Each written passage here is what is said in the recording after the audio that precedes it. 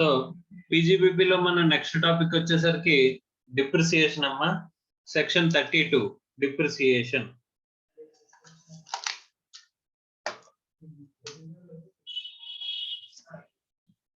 So మనం మాట్లాడుకున్నామా section 32 depreciation గురించి. ఆల్రెడీ క్యాపిటల్ గెయిన్స్ లో మనం ఆల్రెడీ మాట్లాడుకున్నాం. We will follow WDV methodology అని చెప్పేసి మనం చెప్పుకున్నాం. మనం ఫాలో అయ్యేది WDV methodology, block of assets concept. Block of assets అంటే, బ్లాక్ అంటే same class of asset with same rate of depreciation అని చెప్పేసి మనం మాట్లాడుకున్నాం అమ్మా. సో అలాగా మన ఇండివిజువల్ అసెట్ అనేది ఇంకా డిప్రిసియేషన్ క్యాలిక్యులేషన్ ఉండదు. ఇండివిజువల్ అసెట్ ని ఐడెంటిటీ అనేది కోల్పోతుంది. ఇక్కడ మనకి బ్లాక్ ఆఫ్ అసెట్స్ బ్లాక్ కింద మనం మాట్లాడుకుంటాం. WDV return down value follow అవుతాము. అంటే కొన్ని అంటే generation and distribution of power వాళ్ళకి మాత్రం SLM అనే మెథడాలజీ అనేది అప్లికబుల్ అవుతుంది. SLM మెథడాలజీ అప్లికబుల్ అయిన చోట మాత్రం ఇండివిజువల్ అసెట్ ని మనం బేసిస్ గా తీసుకుంటామని చెప్పేసి మనం మాట్లాడుకున్నాం. సో డిప్రిసియేషన్ అనేది క్యాలిక్యులేషన్ వచ్చేసరికి ఇక్కడ అసెట్ ని పుట్ టు యూజ్ అనేది మనం క్యాలిక్యులేట్ చేస్తామని చెప్పేసి చెప్పుకున్నాం. పుట్ టు యూజ్ అనేది మనం చూస్తామని చెప్పేసి మాట్లాడుకున్నాం. అలాగే put to use first year లో మాత్రమే చూస్తాము. ఫస్ట్ ఇయర్ అంటే ఇయర్ ఆఫ్ పర్చేజ్ అమ్మా. పుట్ టు యూజ్ ఎప్పుడు? Year of purchase. Year of purchase కి మాత్రమే చూస్తాం అనుకున్నాం. ఇయర్ ఆఫ్ పర్చేజ్ లో మనకి less than 180 days put to యూజా లేకపోతే more than 180 days put to use అని చెప్పేసి మనం మాట్లాడుకున్నాం.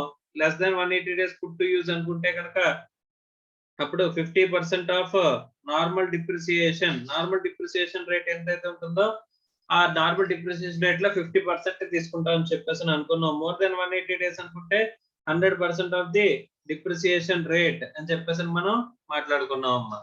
సో ఇలాగా మనం డిప్రిసియేషన్ గురించి కొంత డిస్కస్ చేసుకున్నాము. ఇప్పుడు ఇన్ డీటెయిల్డ్ గా మనం డిప్రిసియేషన్ గురించి మనం మాట్లాడుకుంటూ వెళ్దాం. Okay right. సో నేను ఎవరిని అడిగితే వాళ్ళని కొంచెం పార్టిసిపేట్ చేసి సార్ చదవండి అమ్మా. అమ్మా Venkatalakshmi. Yes, sir. So depreciation అంటే సెక్షన్ 32 ఇప్పటివరకు చెప్పుకునే గుర్తున్నాయమ్మా. మనం Yes, sir. ఎక్కడంటే క్యాపిటల్ గెయిన్స్ లో మనం డిప్రిసిబుల్ అసెట్ సెక్షన్ 50 గురించి మాట్లాడుకున్నప్పుడు అండ్ 50A గురించి మాట్లాడుకున్నప్పుడు మనం చెప్పుకున్నాం అమ్మా. Yes, sir. సో ఇప్పుడు ఒకసారి సెక్షన్ 32 డిప్రిసియేషన్ గురించి చదవమ్మా. అక్కడ ఏముందన్నది. Depreciation is the reduction in the usable value of fixed asset due to normal wear and tear or effects of time or obsolescence. One of the most important accounting principles is the matching principle of accounting. It means all the expenses incurred, whether directly or indirectly, are to be considered while determining the profits. Depreciation is an indirect or non-cash expenditure. It is actually not incurred but statutorily provided to arrive at the correct profits. While correct profits arrive అవ్వడానికి స్టాట్యూటరీగా మనం allow చేసే ఐటమే కానీ ఇదేమి బయటికి డబ్బులు వెళ్ళిపోతాయి. మా depreciation అనేది బయటికి డబ్బులు వెళ్తాయా? No, sir. సో ప్రాఫిట్స్ అయినా బయటికి వెళ్ళిపోతాయా? No, sir.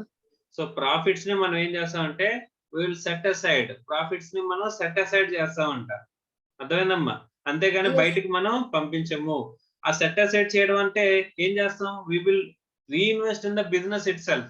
మా sinking fund investment methodology, sinking fund mechanism లో తప్ప మిగతా ఏ దాంట్లోనైనా సరే డిప్రిసియేషన్ అనేది సింకింగ్ ఫండ్ మెథడాలజీ అనుకోమ్మా. సింకింగ్ ఫండ్ అని చెప్పేసి మనం ఒకటి ఇక్కడ క్రియేట్ చేస్తాం. సింకింగ్ ఫండ్ ఇన్వెస్ట్మెంట్ అని చెప్పేసి మనం ఒకటి ఇన్వెస్ట్ చేస్తాం డబ్బుల్ని. అంటే డిప్రిసియేషన్ రూపంలో తీసిన డబ్బుల్ని మనం సపరేట్ ఇన్వెస్ట్మెంట్ చేస్తామమ్మా. అలా చేయకుండా మిగతా ఏ మెథడాలజీ డిప్రిసియేషన్ ఫాలో అయినా సరే మీరు ఏం చేస్తారమ్మా? That will be reinvested in the business. అంతేనా Yes, కదా? Yes, sir. బిజినెస్ లో రీఇన్వెస్ట్ అవుతుందా లేకపోతే దానికి ఏమన్నా బయటకి డబ్బులు వెళ్ళిపోతాయా? Business లో reinvest అవుతుంది. బిజినెస్ లోనే రీఇన్వెస్ట్ అవుతుందమ్మా. ఈ బిజినెస్ లో రీఇన్వెస్ట్ అయినప్పుడు ఆ డబ్బులు ఏమవుతాయి? మన అసెట్స్ లోనే ఇంక్లూడ్ అయి ఉంటదమ్మా. ఒకవేళ Yes, sir. ఎప్పుడైతే మనం రీప్లేస్ చేయాల్సిన అవసరం వచ్చిందో అప్పుడు వెంటనే మనకి ఏంటి ఆ అసెట్స్ నుంచి మనం కొత్త అసెట్ లోకి దాన్ని మార్చుకుంటాం. Yes, sir. అంతేనమ్మా? Yes, sir. Right. Next while depreciation can be provided either on straight line method or written down value under Companies Act. It shall be claimed on the basis of WDV method under Income Tax Act. However, power generating undertaking can opt to depreciate assets under SLM. So మనకి normal గా companies act ప్రకారం అయితే SLM WDV అని 2 methodologies ఉంటాయి. కానీ income tax act ప్రకారం WDV అనే ఒకే ఒక మెథడాలజీ ఉంటుంది. Yes, sir. కానీ జనరేషన్ డిస్ట్రిబ్యూషన్ ఆఫ్ పవర్ అనే ఒక్క సెగ్మెంట్ కి మాత్రం మనకి ఆప్షన్ అనేది ఇచ్చారంట. ఏమని? SLM కూడా ఎస్ఎల్ఎం అని చెప్పేసాను. అది కూడా ఎప్పుడు చూస్ చేసుకోవాలమ్మా? First return of income, first income tax return అనేది ఫైల్ చేసేటప్పుడు మనం చూస్ చేసుకోవాలి. వన్స్ చూస్ చేసుకుంటే మళ్ళీ వెనక్కి తిరిగి చూసుకోవచ్చా? No sir. మళ్ళీ మార్చుకోవచ్చా? చేంజ్ అనేది ఎలా చేయరు వాళ్ళకు కూడా. అర్థమైందా? వాళ్ళు కూడా కావాలంటే డబ్ల్యూడివి అనేది చూస్ చేసుకోవచ్చు. చూస్ చేసుకుంటే ఏమొస్తుంది? బ్లాక్ ఆఫ్ అసెట్స్ అనేవి వచ్చేస్తాయని చెప్పేసి మనం మాట్లాడుకున్నాం. అంతేనా? yes sir. డిప్రిసియేషన్ మ్యాండేటరీ అమ్మా, నాట్ మ్యాండేటరీయా? Income tax mandatory sir.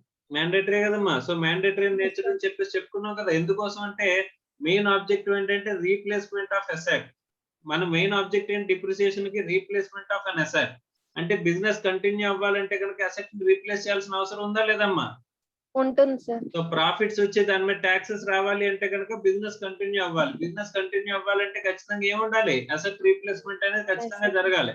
Asset replacement జరగకుండా డిప్రిసియేషన్ అనేది సెపరేట్ చేయకుండా, అంటే మనం సెట్ అసైడ్ చేయకుండా ఉంటే కనుక ఉన్న ప్రాఫిట్స్ అన్ని పార్ట్నర్స్ షేర్ హోల్డర్స్ పంచుకుంటూ వెళ్ళిపోతున్నారు అనుకోమ్మా. అప్పుడు ఏమవుతుంది? నెక్స్ట్ మనకి రీప్లేస్మెంట్ కి డబ్బులు ఉంటాయా? ఉండవు సార్. సో రీప్లేస్మెంట్ కి డబ్బులు ఉండకపోతే బిజినెస్ కంటిన్యూ అవ్వదు. బిజినెస్ కంటిన్యూ అవ్వకపోతే ప్రాఫిట్స్ ఉండవు. ప్రాఫిట్స్ లేకపోతే గవర్నమెంట్ కి ట్యాక్స్ ఉండదు. సో అలాంటి సిచ్యువేషన్ గవర్నమెంట్ తెచ్చుకుంటుందా? No sir. అందుకోసం చెప్పేసి డిప్రిసియేషన్ ఏం చేశారమ్మా?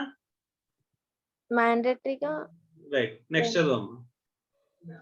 Depreciation is allowable under section 32(1) is mandatory and therefore shall be allowed even if the assessee has not claimed the deduction in respect of depreciation in computing his total income. The వాడు claim చేయకపోయినా సరే ఏం చేస్తానంటున్నాడమ్మా? వాడు claim చేయకపోయినా సరే allow చేస్తానని చెప్పేసి చెప్తున్నాడమ్మా. Yes sir. Assessing officer allow చేయొచ్చా? సుమోటో అంటే వాడంతటి వాడు అలౌ చేసేచ్చా? మనం కనుక ఒకవేళ మనం చేసుకోకపోతే, మనం క్లెయిమ్ చేసుకోకపోతే అసెసింగ్ ఆఫీసర్ మనం క్లెయిమ్ చేసుకోలేదు. మన ఇన్కమ్ ట్యాక్స్ రిటర్న్ ఫైల్ చేసేటప్పుడు, మనం ఇన్కమ్ ని కంప్యూట్ చేసేటప్పుడు ఎక్కడ కూడా మనం డిప్రిసియేషన్ క్లెయిమ్ చేయకపోయినా అసెసింగ్ ఆఫీసర్ అలౌ చేయొచ్చా? చేయొచ్చు సార్. రైట్, చదవమ్మా. The assessing officer must allow the depreciation in accordance with the provisions of law explanation 5 to section 32(1). Okay. Following are the important aspect one needs to understand for the purpose of computation and allowability of depreciation. Okay. అంటే depreciation గురించి మనం చదువుకోవాలంటే కింద aspects మనం చదువుకోవాలంట. ఏమేమి ఉన్నాయి? Conditions for claiming depreciation, block of assets, section 211, actual cost, section 43(1), written down value, section 43(6), rates of depreciation, appendix 1, rule 5, types of depreciation, depreciation of power sector undertaking, unabsorbed depreciation, section 32(2).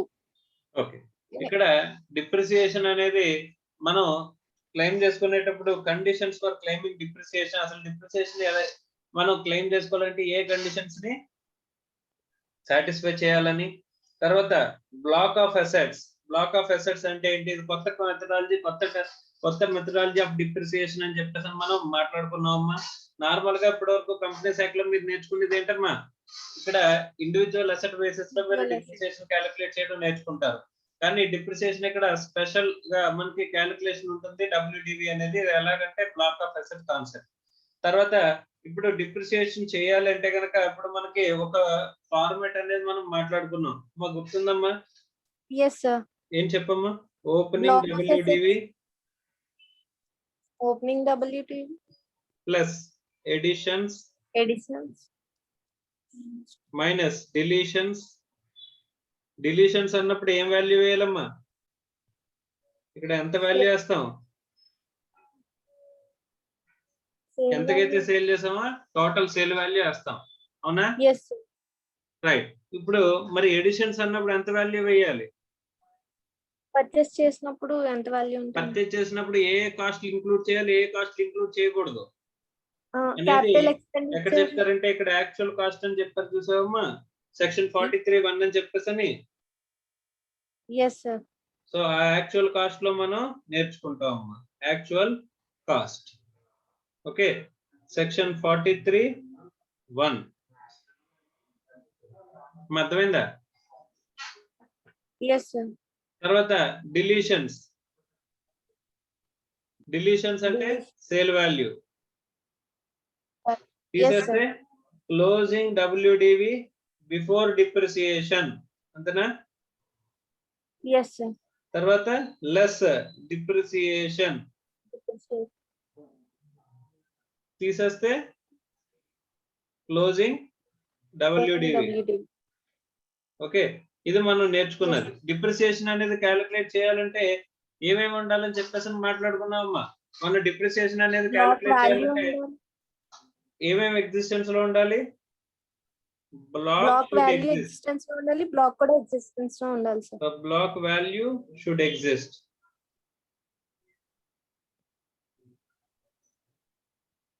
Should exist ఏంటి? Block should exist and block value should exist. ఈ రెండు కూడా ఉండాలంట. అర్థమైందా? yes sir. Right. So block should exist and block value should exist. ఇక్కడ depreciation అనేది మనం చేయాలంటే కనుక సో తీసేస్తే క్లోజింగ్ WDV అనేది మనకి వస్తుంది. అర్థమైందా? ఇది నెక్స్ట్ ఇయర్ కి ఓపెనింగ్ WDV అవుతుంది. yes sir. అర్థమైందా? సో కాబట్టి ఇక్కడ ఏమేమి ఉన్నాయమ్మా? Conditions for claiming depreciation, black of asset, actual cost, return down value.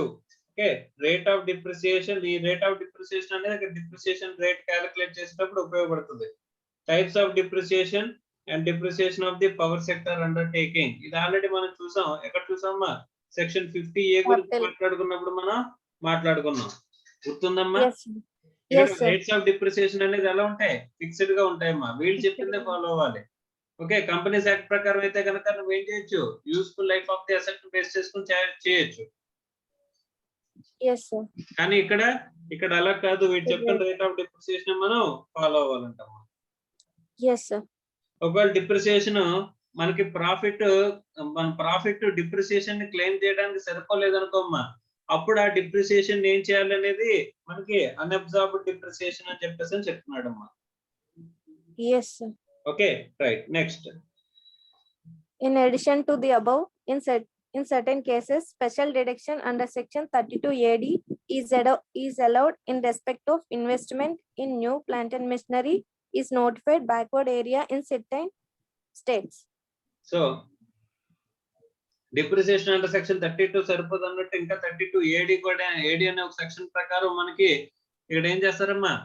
Additional deduction అనేది ఇస్తారంట. ఎక్కడ?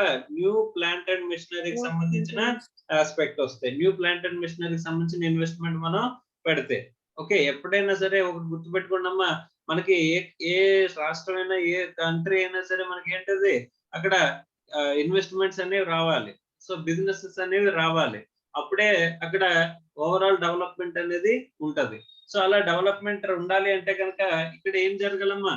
ఇక్కడ కొత్త బిజినెస్ లు లేదా కొత్త ఇన్స్టాలేషన్స్ అనేవి జరగాలి. దానికోసం ఆ ఇన్వెస్ట్మెంట్ అనేది ప్లాంట్ అండ్ మిషనరీ ఎంతైతే పెడతారో దానికి సంబంధించిన డిడక్షన్ అనేది 32AD అనే దాంట్లో ఇస్తారంట మనకి. ఓకే, ఇదేమో బెనిఫిట్ అమ్మా. ఓకే, ఆ బెనిఫిట్ గురించి మనం తర్వాత మాట్లాడుకుందాం. Okay, so first conditions for claiming depreciation. First aspect, అసలు డిప్రిసియేషన్ అంటూ క్లెయిమ్ చేయాలంటే ఏ కండిషన్స్ ని మనం కంప్లై చేయాలి అని చెప్పేసానంటే the first condition The SSC must be the owner of the asset. ఖచ్చితంగా ఓనర్ అయి ఉండాలా సార్? అంటే SSC must be the owner of the asset. Owner of the asset మనం ఓనర్ అయి ఉండాలి అని చెప్పేసి అంటున్నాడు. చదవమ్మా.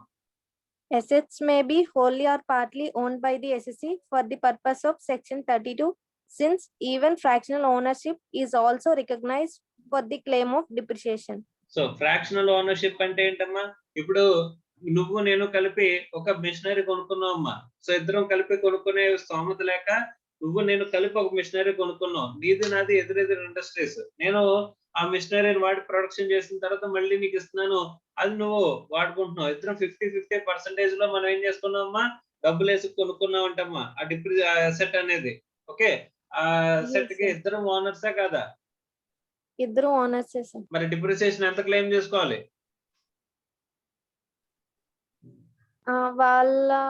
వాళ్ళ పోర్షన్ ఎంతైతే ఉందో దాని మీద మాత్రమే మనం డిప్రిసియేషన్ అనేది క్లెయిమ్ చేసుకోవాలి సార్. అలా పార్ట్లీ ఓనర్షిప్ ఉన్నా సరే ఇక్కడ ఓనర్ ఆఫ్ ది అసెట్ అన్నారు కదా సార్, అది దానికి అక్కడ సరిపోతుందా అని చెప్పేసానంటే పార్ట్ ఓనర్షిప్ ఆల్సో కన్సిడర్డ్.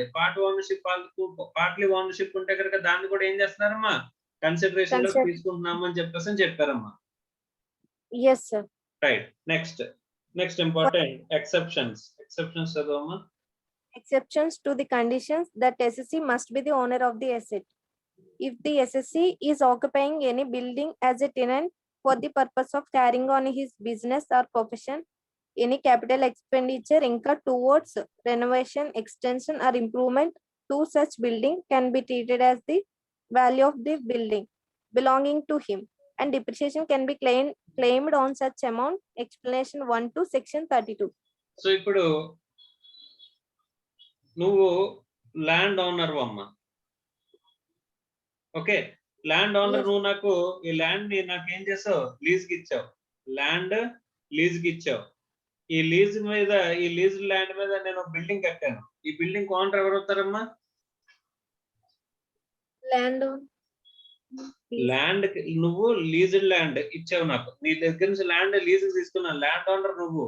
దాని మీద బిల్డింగ్ నేను కట్టాను, నేను కన్స్ట్రక్ట్ చేసుకున్నాను. నేను టెనెంట్ అయ్యి నేను కన్స్ట్రక్ట్ చేసుకున్నాను బిల్డింగ్. ఈ బిల్డింగ్ కి ఓనర్ ఎవరు? బిల్డింగ్ కన్స్ట్రక్ట్ చేసిన అంటే నేను, అంతే కదమ్మా. నేను బిల్డింగ్ కన్స్ట్రక్ట్ చేసుకున్నాను కదా. అలాంటప్పుడు నేను బిల్డింగ్ కి ఓనర్ ని. అలాంటప్పుడు హూ కెన్ క్లెయిమ్ డిప్రిసియేషన్, నువ్వా నేనా? బిల్డింగ్ రిలేటెడ్ కాబట్టి సో బిల్డింగ్ రిలేటెడ్ ఎక్స్పెండిచర్ కి నేను డిప్రిసియేషన్ అనేది క్లెయిమ్ చేసుకోవచ్చు. సపోజ్ నువ్వు బిల్డింగ్ తో సహా ఇచ్చావు, నేను పైన ఇంకో ఫ్లోర్ వేసాను. ఆ ఫ్లోర్ వరకు నాకు ఎక్స్పెండిచర్ ఏమవుతుంది? క్యాపిటల్ ఎక్స్పెండిచర్ అవుతుందా, రెవెన్యూ ఎక్స్పెండిచర్ అవుతుందా? క్యాపిటల్ ఎక్స్పెండిచర్ అవుతుంది. ఆ క్యాపిటల్ ఎక్స్పెండిచర్ ని మనం డిప్రిసియేషన్ ఏం చేసుకుంటామా, డిప్రిసియేషన్ క్లెయిమ్ చేసుకోవచ్చు. అంతేనా? yes sir. Right, next. It is mandatory for the SSC to have the legal ownership of a property. It is not mandatory. Yes sir. It is not mandatory for the SSC to have the legal ownership of a property merely because the title deed is not yet registered in SSC's name. Depreciation can't be denied. Beneficial ownership in terms of possession, usage and control insufficient to claim depreciation under section 32. So Mysore ownership ante Mysore Minerals Limited versus CIT అంటాడమ్మా supreme court judgement. Legal ownership రావాలా sir అంటే document of title మన పేరు మీద register అయి ఉండాలా, అలాంటి restrictions conditions ఏమైనా ఉన్నాయా అని చెప్పేసి అంటే వాళ్ళు ఏం చెప్తున్నాడంటే అమ్మా, ఇట్ ఈస్ నాట్ మ్యాండేటరీ అని చెప్పేసి చెప్తున్నాడమ్మా. ఓకే, సో బెనిఫిషియల్ ఓనర్షిప్ అంటే పొసెషన్ మన దగ్గర ఉంది, యూసేజ్ మనం చేస్తున్నాం, కంట్రోల్ మన దగ్గర ఉంది. ఇప్పుడు డబ్బులు పే చేస్తామమ్మా, కానీ టైటిల్ డీడ్ ఇంకా మన పేరు మీద రిజిస్టర్ అవ్వాలా, కానీ డబ్బులు మాక్సిమం పే చేస్తావు కదా, ఆ అసెట్ పొజిషన్ లో సెట్ చేసుకున్నావు కదా, దాన్ని ఆల్రెడీ యూజ్ చేస్తున్నావు, దాని కంట్రోల్ అంతా నీ చేతిలోనే ఉంది అనుకుంటే కనుక అక్కడ నువ్వేం చేసుకోవచ్చు, యూ కెన్ క్లైమ్ డిప్రిసియేషన్. అర్థమవుతుందా? Ownership is not only legal ownership. Okay, beneficial ownership will also be considered as ownership. Yes sir. Right, next. In the case of hire purchase contract by which SSC acquires an asset for the purpose of business or profession, depreciation can be claimed by capitalizing the value equivalent to cash price of such asset. The remaining amount payable can be claimed as hire charges during the period of the contract. In the case of installment purchase, the amount agreed to be paid as price for the asset can be capitalized for depreciation. Hire purchase accounts అయిందమ్మా నీకు? Yes, sir. అయిపోయిందా hire purchase accounts? అయిపోయింది sir. So hire purchase accounts లో asset ని మనకి ఏం చేసుకుంటాడమ్మా? లీజుకి తీసుకుంటాడు కదా, హైర్ పర్చేజ్ తీసుకుంటాడు కదా. Yes, sir. So hire purchase లో హైర్ పర్చేజ్ చేసినప్పుడు అసెట్ ని మనం బుక్స్ లో ఎంతకు రాసుకుంటామమ్మా? హైర్ పర్చేస్ చేసుకున్న వాళ్ళు సార్ పర్చేజ్ చేసుకున్నవాడు, కొనుక్కున్నవాడు పర్చేస్ ప్రైస్ కి రాసుకుంటారు సార్. పర్చేజ్ ప్రైస్ కా క్యాష్ ప్రైస్ కా? Hire purchase price, cash price అంటే రెండు ఉంటాయా? Yes sir. అదే రెండింటికి డిఫరెన్స్ ఏంటి? ఇంట్రెస్టే కదా, time Yes, value sir. Of money. Yes sir. మన బుక్స్ లో రాసుకునేటప్పుడు hire purchase price, cash price రెండు ఉంటాయి నీ దగ్గర. Yes sir. కానీ నువ్వు ఎంతకు రికార్డ్ చేస్తావు? క్యాష్ ప్రైస్ కి క్యాష్ ప్రైస్ కి రికార్డ్ చేసి నువ్వు మరి ఇన్స్టాల్మెంట్ పే చేసేటప్పుడు అందులో ఏముంటది? ప్రిన్సిపల్ ఉంటది, ఇన్స్టాల్మెంట్ రెండు ఉంటాయి. Yes sir. అవునా కదా? అందులో Yes, sir. ప్రిన్సిపల్ ఏమో నువ్వు లైబిలిటీ నుంచి తగ్గిస్తావు, ఇంట్రెస్ట్ ఏమో P&L చార్జ్ చేస్తావు. Yes sir. హైర్ పర్చేజ్ లో హైర్ పర్చేజ్ ప్రైస్ కి క్యాష్ ప్రైస్ కి ఉన్న డిఫరెన్స్ అంతా ఏంటి? ఇంట్రెస్ట్. ఇంట్రెస్ట్. ఎస్ ఆ సార్. ఇంట్రెస్ట్ అంతా ఎక్కడికి వెళ్ళాలి? P&L కి వెళ్తుంది సార్. ఎక్స్పెండిచర్ కింద P&L కి వెళ్ళాలి, అంతే కదమ్మా? Yes. సో అలాంటప్పుడు అసెట్ అనేది ఎంతకు రికార్డ్ అవ్వాలి? Cash price. క్యాష్ ప్రైస్ కే కదా రికార్డ్ అవ్వాలి. Yes sir. సో అప్పుడు ఫస్ట్ వాళ్ళు మన అసెట్ అనేది రికార్డ్ చేసేటప్పుడు క్యాష్ ప్రైస్ కి రికార్డ్ చేస్తాము. అదే చెప్తున్నాడు ఇక్కడ కూడా, క్యాష్ ప్రైస్ కి అసెట్ అనేది రికార్డ్ చేయమంటున్నాడు. ఇప్పుడు ఒకవేళ మీరు హైర్ పర్చేజ్ లో అసెట్ కనుక కొన్నట్లయితే అప్పుడు మీరు ఏం చేయాలంటే మా క్యాష్ ప్రైస్ కి అసెట్ ని రికార్డ్ చేయండి అని చెప్పేసి చెప్తున్నాడమ్మా. Yes sir. ఒకవేళ ఇన్స్టాల్మెంట్ పర్చేజ్ అయితే ఇన్స్టాల్మెంట్ అయితే మనం ఎంతైతే అగ్రీ అయ్యామో, టోటల్ గా పేమెంట్ ఎంతైతే పే చేస్తామో అగ్రీ అయ్యామో, అగ్రీడ్ అమౌంట్ అంతా కూడా మనం తీసుకెళ్ళి ఏం చేయమంటున్నాడు? క్యాపిటలైజ్ చేసుకొని డిప్రిసియేషన్ అనేది క్లెయిమ్ చేసుకోమంటున్నాడు. Yes sir. అర్థమైందమ్మా? Yes sir. నెక్స్ట్ బాక్స్ లో ఉన్న పాయింట్స్ చదువు. Under the Income Tax Act, in all leasing transactions, the owner of the asset is entitled to the depreciation if the same is used in the business under Section 32. The ownership of the asset is determined by the terms of contract between the leaser and the lessor and lessee. Okay, lessor and the lessee. ఒక నిమిషం అమ్మా. ఇక్కడ normal గా lease కి transactions లో lease అనేది రెండు రకాల లీజెస్ ఉంటాయమ్మా. లీజెస్ ఎన్ని రకాలమ్మా? మీకు అకౌంటింగ్ స్టాండర్డ్స్ లో వస్తుంది. లీజెస్ అనేవి రెండు రకాలు. ఏంటి అంటే కనుక first one operating lease, finance lease. మీకు అకౌంటింగ్ స్టాండర్డ్ 19 డీల్ చేస్తుందమ్మా. అకౌంటింగ్ స్టాండర్డ్ 19 లో clear distinction between operating lease and finance lease అనేది ఉంటదమ్మా. ఇప్పుడు ఈ ఫైనాన్స్ లీజ్ ని మనం ఇక్కడ ఆర్ ఏమని చెప్పుకోవచ్చు అంటే హైర్ పర్చేజ్.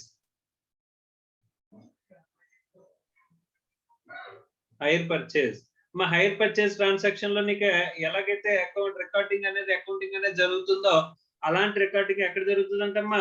ఫైనాన్స్ లీజ్ లో అనేది జరుగుతుంది. అంటే ఫైనాన్స్ లీజ్ తీసుకున్నవాడు ఎవడైతే ఉంటాడో వాడు లెస్సీ ఎవడైతే ఉంటాడో, అంటే అసెట్ ని తీసుకున్నవాడు ఎవడైతే ఉంటాడో వాడు అసెట్ ని బుక్స్ లో రికార్డ్ చేసుకుంటాడు, డిప్రిసియేషన్ అనేది క్లెయిమ్ చేసుకుంటాడు అంటమ్మా.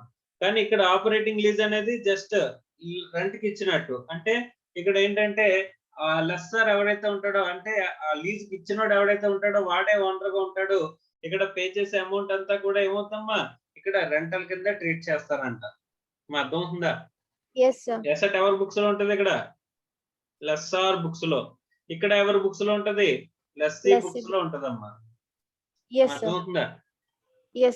సో అకౌంటింగ్ స్టాండర్డ్ కి వెళ్ళిన తర్వాత ఇంకా దీని గురించి డీటెయిల్ గా మాట్లాడుకుందాం. Okay right. సో ప్రస్తుతానికి అక్కడ వరకు చదువు. Next.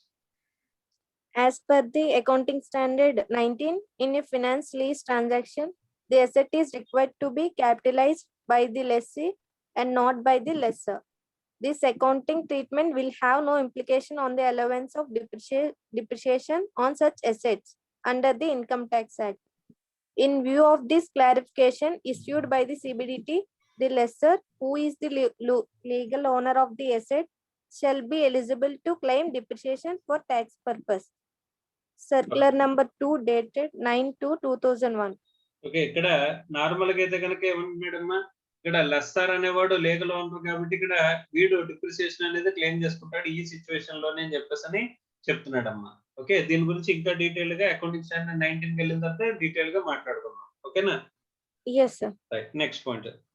The SSC must use the asset for the purpose of carrying on the business or profession. Okay, ఖచ్చితంగా అసెట్ ని ఏం చేసి ఉండాలంట, యూజ్ Use చేసి చే- ఉండాలి అని చెప్పేసి అని అంటున్నారమ్మా. Okay, Yes, sir. Right. So usage అంటే ఏంటి సార్?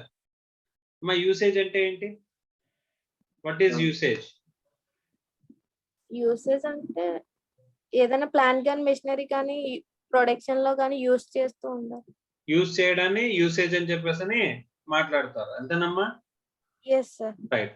ఇప్పుడు ఒక జనరేటర్ ఉందమ్మా. Yes sir. సో జనరేటర్ అనేది ఎప్పుడు వాడతారమ్మా? నేను ఒక జనరేటర్ కొన్నాను. Yes sir. జనరేటర్ అనేది ఎప్పుడు వాడతారు? పవర్ లేనప్పుడు. So yes. ఇక్కడ మన రాష్ట్రంలో అసలు పవర్ అనేది ఒక్క రోజు కూడా, ఒక్క పూట కూడా కాదు కదా, ఒక గంట కూడా తీయలేదంట. పవర్ లేని సిచ్యువేషనే లేదంట ఆ ఇయర్ మొత్తంలో.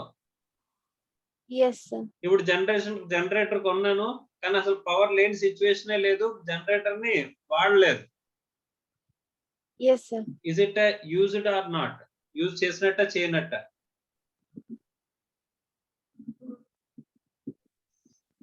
యూస్ యూజ్ చేసినట్ట చేయనట్ట? చేయలేనట్టు. ఇన్స్టాల్ చేసి పెట్టాను కానీ దాన్ని వాడాల్సిన అవసరమే రాలేదు. కరెంట్ పోతే కదా వేయడానికి, లేకపోతే మనమే మెయిన్ ఆఫీస్ వేస్తామా? లేదు కదమ్మా. కరెంట్ పోతే అక్కడ వాడతాం జనరేటర్ ని. అసలు Yes, కరెంట్ sir. పోయిన సిచ్యువేషనే లేదంట. అలాంటప్పుడు ఆ జనరేటర్ ని మనం వాడినట్ట వాడనట్ట? వాడలేనట్టే సార్. వాడలేనట్టేనమ్మా. Yes sir. సో ఒకసారి చదువు, ఆ తర్వాత మనం దీని గురించి మాట్లాడుకుందాం. Usage is interpreted to include passive use or potential use and not necessarily active use. Standby machine may not be used at all so long as there is no breakdown or of main machine. Still, it would qualify for depreciation. ఒక A నిమిషం, generator. ఇక్కడ stand by equipment అంటే ఏంటమ్మా? అంటే main machine అయినా దెబ్బతింటే అప్పుడు వెంటనే మన ప్రొడక్షన్ ఆగిపోకుండా, బిజినెస్ అనేది ఆగిపోకుండా, మ్యానుఫ్యాక్చరింగ్ అనేది ఆగిపోకుండా మనం ఏం చేస్తాం, ఇంకో మెషినరీని పెట్టేసి ఇమీడియట్ గా రన్ చేసేయాలనుకుంటాం, అవునా కదమ్మా? దాన్ని స్టాండ్ బై ఎక్విప్మెంట్ అంటారు. ఇప్పుడు Yes. మెయిన్ మెషిన్ అసలు ప్రాబ్లమే రాలేదనుకో, అప్పుడు స్టాండ్ బై మెషిన్ ని వాడినట్ట అంటే వాడు ఏమంటున్నాడమ్మా? యూస్ చేయలేనట్టు. యూజ్ చేయలేనట్టు అన్నాడా? Yes sir. యూజ్ చేయకపోతే డిప్రిసియేషన్ చేయలేమా? సరిగ్గా చదవమ్మా. Standby machine may not be used at all so long as there is no breakdown of the main machine. Main machine break down అవ్వకుండా మనం standby machine వాడం. అలాంటప్పుడు కూడా still it would qualify for the depreciation. అంటే దాని మీద కూడా depreciation అనేది మనకి ఎలా అవుతుంది అని చెప్పేసి అని అన్నాడు. సార్ ఇది యాక్టివ్ యూజ్ కాదు కదా సార్ అంటే, this is called passive usage. దీన్ని ఏమంటారమ్మా? ఇలాంటి యూసేజ్ ని ప్యాసివ్ యూసేజ్. మనకి యూసేజ్ ఇంక్లూడ్స్ ఏంటి, ప్యాసివ్ యూసేజ్ ని కూడా యూసేజ్ లోకే తీసుకుంటారంట. అర్థమైందా? Yes sir. Standby equipment మీద కూడా మనకి ఏమొస్తుంది, మెయిన్ మెషిన్ దెబ్బతేలకపోతే మనం స్టాండ్ బై ఎక్విప్మెంట్ అనేది వాడతాం. Okay, Yes, main sir. Machine అసలు దెబ్బే తినలేదు, అలాంటప్పుడు స్టాండ్ బై ఎక్విప్మెంట్ వాడాల్సిన అవసరం రాలేదు. కానీ దాన్ని ఏం చేసినట్టు, యూజ్ చేసినట్టయినా సరే అంటే ఎస్ యూజ్ చేసినట్టే. Can we claim depreciation? Yes. Yes. ఎందుకని చెప్పేసానంటే this usage includes passive usage also. Yes, sir. Next, A generator set may not be used if there is no power failure, but depreciation should be allowed as the asset is readily available for use. Similarly, spare engine kept in store to be used in case of need shall be entitled to depreciation. So ఇవన్నీ కూడా usage లోకి వస్తాయమ్మా? Yes, sir. ఎందులోకి వస్తాయి? ఏ usage లోకి వస్తాయి? Passive use. Passive usage లోకి వస్తాయి. నిజంగా వాడితే యాక్టివ్ యూస్, లేదంటే కనుక ప్యాసివ్ యూసేజ్. రెండు కూడా ఇక్కడ యూసేజ్ లో తీసుకుంటున్నాడు. అర్థమైందా? Yes, sir. Next The asset must be used during the relevant previous year. ఆ రిలవెంట్ ప్రీవియస్ ఇయర్ లో ఖచ్చితంగా మనం వాడి ఉండాలంట. చూడమ్మా, If asset are continued in block so long as the block is in use or available for use, depreciation can be claimed. Only in an exceptional situation where the whole factory or unit is closed for the whole year, depreciation can't be claimed as the usage condition is not fulfilled. Okay, However, ఒక నిమిషం. ఇక్కడ ఒక asset ని మనం black లో కలిపేసిన తర్వాత మనం చూడాల్సింది ఏంటంటే డిప్రిసియేషన్ అనేది బ్లాక్ కు చూస్తాం, అసెట్ కి చూస్తామా?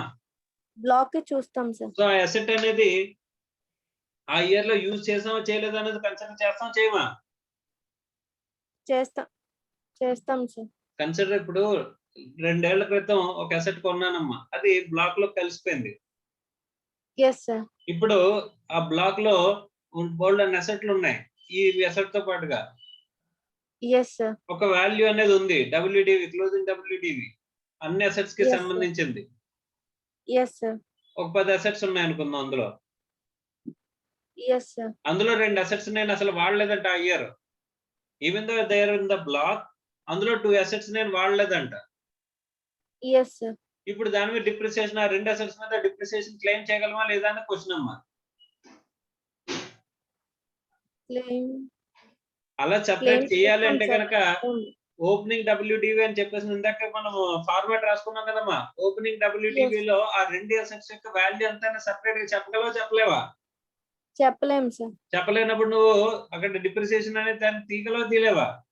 ఆ 2 అసెట్స్ యూస్ చేయలేనివి. తీలేం సార్. సో అప్పుడు ఇక్కడ యూసేజ్ అనేది దేని మీద చూస్తారంటమ్మా? Block as a whole చూస్తారంట.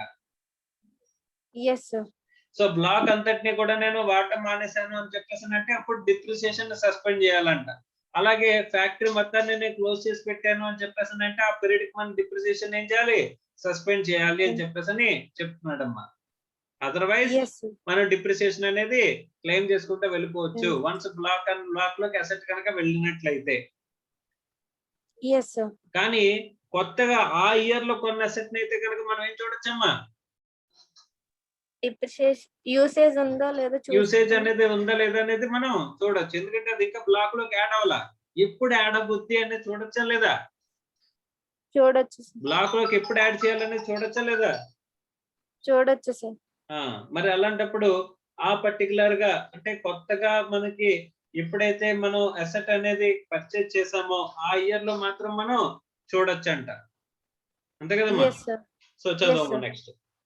However, if an asset acquired during the previous year is put to use for less than 180 days during that previous year, then only 50% of the depreciation is permissible in respect of that asset. జాగ్రత్తగా చూడమ్మా.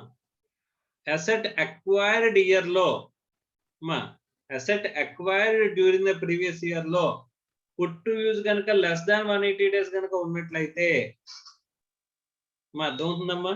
ఏ year లో acquired అయిందో, acquired during the year అంటున్నాడు, during the previous year అంటున్నాడు. అంటే ఆ ఏ year లో కొన్నామో ఆ ఇయర్ లోనే less than 180 days put to use అయితేనే ఇక్కడ 50% ఆఫ్ ది నార్మల్ డిప్రిసియేషన్ అనే కండిషన్ అనేది అప్లికబుల్ అవుతుంది. Yes, sir. ఒకవేళ మనం in the year of purchase కాకుండా దాని నెక్స్ట్ ఇయర్ లో వాడామనుకో, అప్పుడు ఈ 180 డేస్ కండిషన్ మనం పట్టించుకోవాల్సిన అవసరం లేదు. Yes, sir. అర్థమైందమ్మా? Yes, sir. Right, next. The asset must fall under eligible class of assets. Okay. The asset in respect of which depreciation is claimed should fall within the eligible classification of assets as detailed hereunder. Tangible asset, that is buildings, machinery, plant or furniture. Intangible assets such as know-how, patents, copyrights, trademarks, licenses, franchise or any other business or commercial rights of similar nature. So మనకి assets ఎన్ని రకాలంటమ్మా? Tangible assets, intangible assets. Sir intangible assets కూడా depreciate అవుతాయా? Yes, we will claim depreciation with respect to ఎక్కడంటమ్మా? Intangible assets కూడా depreciation కింద మనం మాట్లాడుతామంట. మా అర్థం అవుతుందమ్మా? Yes, sir. సో మనకి కంపెనీస్ యాక్ట్ లో చూసామనుకోమ్మా, కంపెనీస్ యాక్ట్ లో ఇంటాంజిబుల్ అసెట్స్ ది డిప్రిసియేషన్ అనకూడదమ్మా. నార్మల్ గా టాంజిబుల్ అసెట్స్ ని డిప్రిసియేట్ చేయొచ్చు. Yes, sir. అర్థం అవుతుందా? Yes, sir. So intangible assets ని డిప్రిసియేషన్ అని పిలవకూడదమ్మా. Right. Yes, sir. అర్థం అవుతుందమ్మా? సో కానీ ఇక్కడ Yes. ఇన్కమ్ ట్యాక్స్ యాక్ట్ లో మాత్రం డిప్రిసియేషన్ అనే ఇంటాంజిబుల్ అసెట్స్ ని కూడా మనం ఏం చెప్తారమ్మా? డిప్రిసియేషన్ అనే చెప్తారమ్మా. Yes, sir. Okay, right. So ఇక్కడ డిప్రిసియేషన్ అనేది ఇంటాంజిబుల్ అసెట్స్, టాంజిబుల్ అసెట్స్ రెండింటి మీద కూడా మనం డిప్రిసియేషన్ అనేది క్లెయిమ్ చేయడం అనేది మాట్లాడుకుంటున్నాం. Okay, right. ఆఫ్ Yes, చేయండి. sir. Next Vamshika, Yes, sir. వినిపిస్తుందమ్మా? Yes, sir. Right. Next black of assets. Block of assets okay, దానికంటే section. ముందు ఒకసారి పైన ఇల్లస్ట్రేషన్ ఉంది కదా, అది కూడా చూసిన తర్వాత వెళ్దాం. Yes, sir. The SSC company, which derives its income from the manufacture of cycles and spare parts, has constructed Ram Mandir temple at a cost of rupees 3 lakh primarily and directly for the benefits of its employees inside the factory premises. Can the SSC claim depreciation under section 32 on the temple building? Okay, temple building మీద మనం depreciation claim చేయగలమా? అంటే conditions satisfy చేశారా? Conditions for claiming depreciation లో is it useful for the business are profession? Business are profession లో income earn చేయడానికి దీని నుంచి ఏమైనా ఉపయోగపడుతుందమ్మా? Avat, sir. అలాంటప్పుడు Claim chedaniki avvadu. అంతే కదమ్మా? Yes, sir. రైట్, ఒకసారి చదువు, ఒకసారి ఆన్సర్ చదువు. For the purpose of claiming depreciation in respect of any asset, it should be used in business or profession. There is no condition that it should assist in income earning from business or profession, just as a recreation room constructed for the benefit of employees within the factory premises qualifies for depreciation. The temple building, such which provides a sort of mental recreation, also qualifies for depreciation under section 32. ఇక్కడ business are profession లో వాడేవా లేదా అన్నారు, కానీ business are profession లో income earn చేయడానికి ఉపయోగించేవా లేదా అని చెప్పేసి ఎక్కడైనా ఉందమ్మా? లేదు, sir. సో ఇక్కడ ఇండైరెక్ట్ రీజన్స్ ద్వారా కానీ డైరెక్ట్ రీజన్స్ ద్వారా కానీ ఆ అసెట్ అనేది మనకు ఉపయోగపడుతుంది అనుకుంటే కనుక ఇక్కడ ఇండైరెక్ట్ రీజన్ చెప్తున్నాడమ్మా. సో ఇండైరెక్ట్ రీజన్ ఏంటి? And mental recreation to the employees కింద మనకి టెంపుల్ అనేది ఉపయోగపడుతుంది అని చెప్పేసి అన్నందుకు అది ఏమంటున్నాడు? బిజినెస్ అసెట్ కింద మనం భావిస్తాము, దాని మీద డిప్రిసియేషన్ కి క్వాలిఫై అవుతుంది అని చెప్పేసి చెప్తున్నాడు అమ్మా. Yes, sir. అర్థమైందా? So Yes. ఇక్కడ నీకు ఎక్కడైనా సరే కండిషన్స్ లో సపోజ్ పర్టికులర్ గా దీనికి ఉపయోగించాలి, దీనికి ఉపయోగించకూడదు అని చెప్పేసి, అంటే దీని నుంచి ఇన్కమ్ జనరేట్ చేయాలి అని చెప్పేసి ఎక్కడైనా కండిషన్ చెప్పారా? No, sir. So direct usage మాత్రమే అని చెప్పేసి ఎక్కడైనా చెప్పారా? No, sir. సో కాబట్టి you can claim for the indirect uses also. Yes, sir. అర్థమైందమ్మా? Right. Next question sir. Next Block black of block of assets section. Black of assets అంటే మనం చదువుకున్నామా, మనకి చెప్పుకున్నాం. ఏంటది బ్లాక్ ఆఫ్ అసెట్స్ అంటే? Same class of asset Yes, sir. With With same rate rate of of depreciation.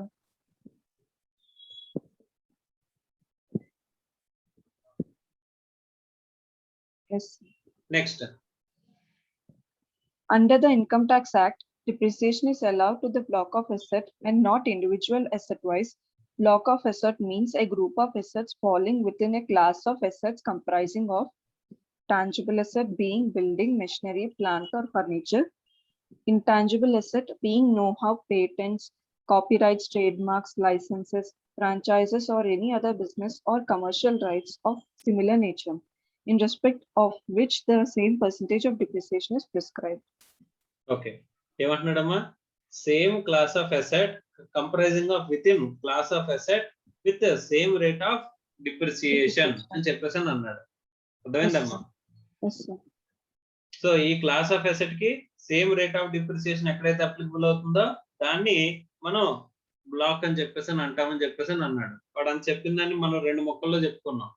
Okay, same class of asset with same rate of depreciation అని. అర్థమైందమ్మా? Yes, sir. Next చదువు. In the case of an SSC carrying on business or profession, assets are to be first classified as tangible assets and intangible assets. All the tangible assets used for the purpose of such business or profession and eligible for depreciation shall then be classified into building, machinery, plant or furniture.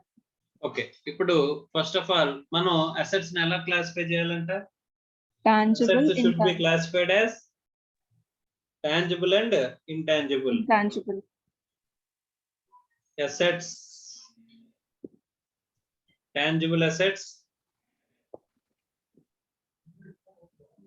తర్వాత intangible assets. Intangible assets.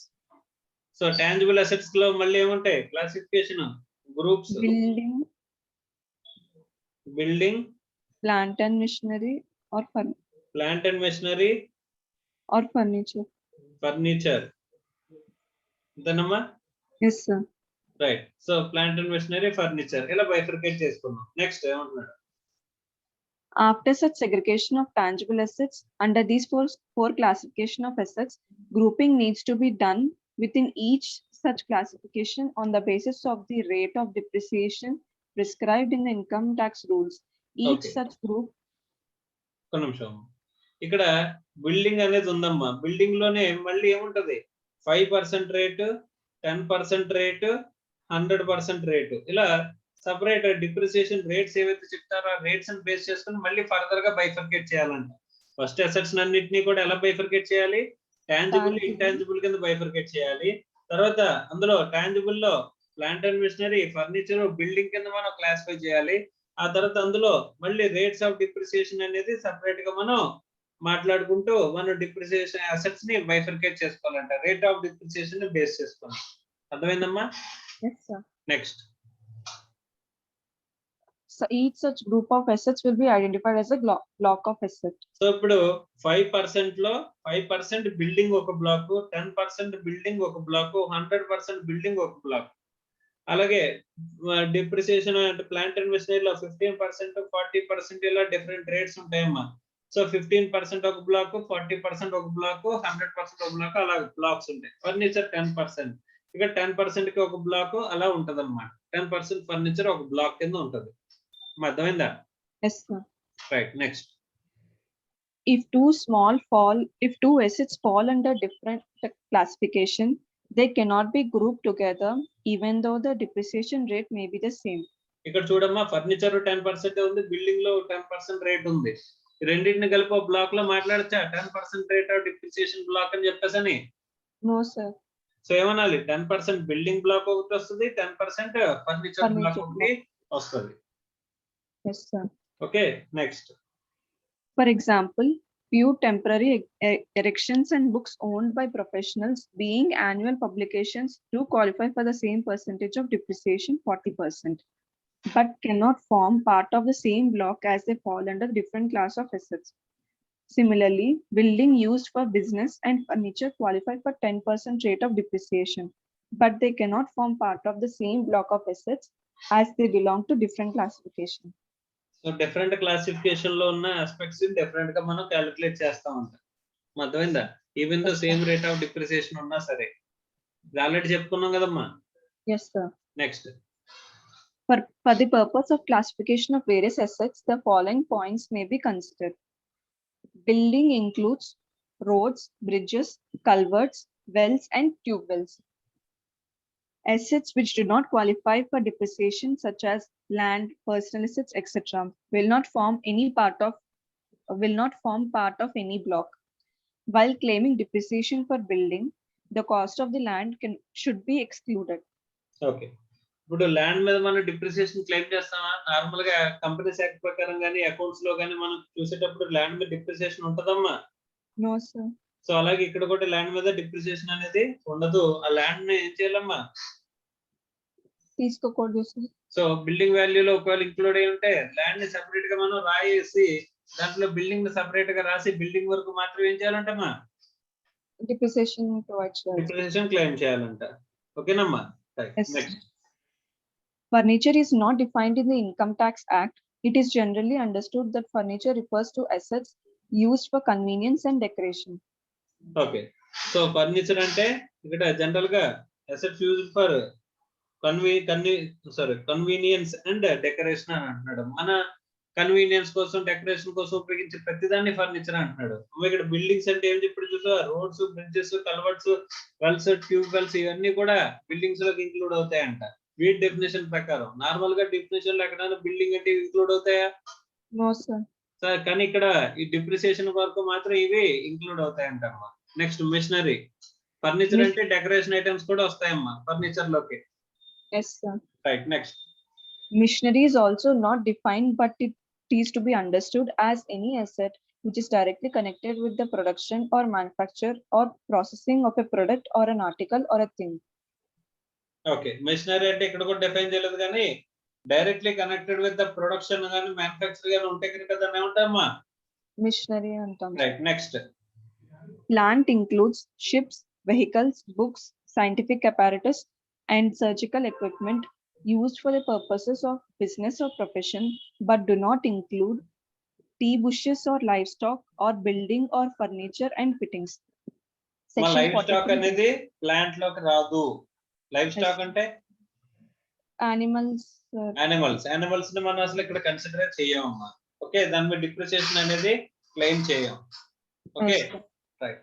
Next The term plant is to be understood in a wider sense so as to include any asset not falling under other classification, but which is essential or inevitable to carry on the business or profession of a person. However, theater building, hospital building, and hotel building, though specially equipped for purposes of business, are still building and cannot be treated as plant for the purpose of claiming depreciation. So ఇక్కడ ఏమంటున్నాడు అంటేనమ్మా, ఇక్కడ ఏవి residual category కింద plant అని పెట్టాడు. Plant లో ఇంకెక్కడ కూడా ఏది కూడా కవర్ అవ్వకపోతే అదేంటి ఇక్కడ ప్లాంట్ లో కవర్ అయిపోతుంది అన్నట్టు తీసుకోమంటున్నాడు అమ్మా. Okay, Yes, sir. Right. Next The functional test has to be applied to determine whether an asset is plant.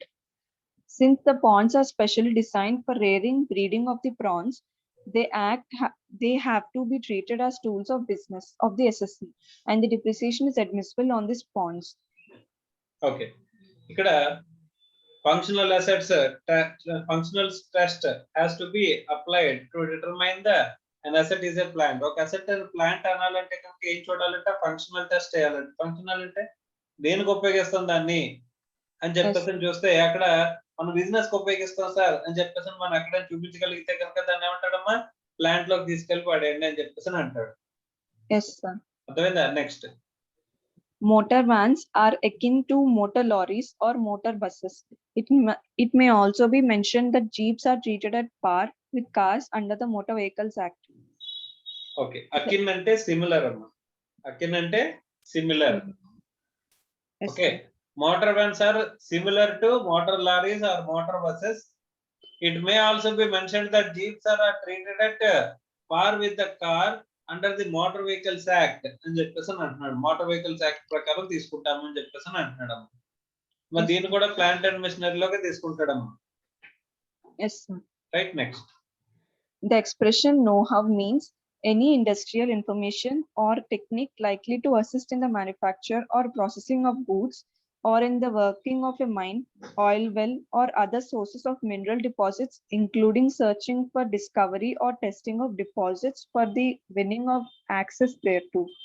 Explanation 4 to section 32(1). So particular గా ఒక యాక్సెస్ ని మనం ఏమంటున్నాం ఇక్కడ నోహౌ అని చెప్పేసి అని పిలుస్తున్నారమ్మా. అంతేనా? Yes, sir. సో దాన్ని కూడా మనం ఏమంటున్నాం, ఇంటాంజిబుల్ అసెట్ కింద మనం పిలుచుకుంటున్నాం. ఇంటాంజిబుల్ అసెట్ కూడా ఇక్కడ ఏం చేస్తాం, డిప్రిసియేట్ చేస్తాం.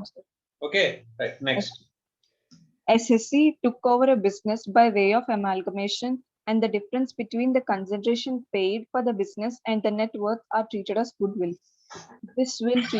This was treated as an intangible asset, and depreciation was claimed. The expression any other business or commercial rights of similar nature under section 32(1) indicates that goodwill would fall under the expression. Therefore, goodwill is an intangible asset eligible for depreciation. So good will అనేది intangible asset. ఇక్కడ Yes, sir. దేని అంటున్నాడమ్మా, amalgamation చేసేటప్పుడు difference consideration pay చేసేదానికి network దాని difference good will తీసుకోమన్నారు sir. అక్కడ good will అనేది purchased good will లేకపోతే self generated good will? Purchased good will. So purchased good will మాత్రమే రికార్డ్ అవుతుంది. ఇది మనం ఆల్రెడీ మాట్లాడుకున్నాం అమ్మా. ఎక్కడ? క్యాపిటల్ గెయిన్స్ లో మాట్లాడుకున్నాం. సెల్ఫ్ జనరేటెడ్ గుడ్ విల్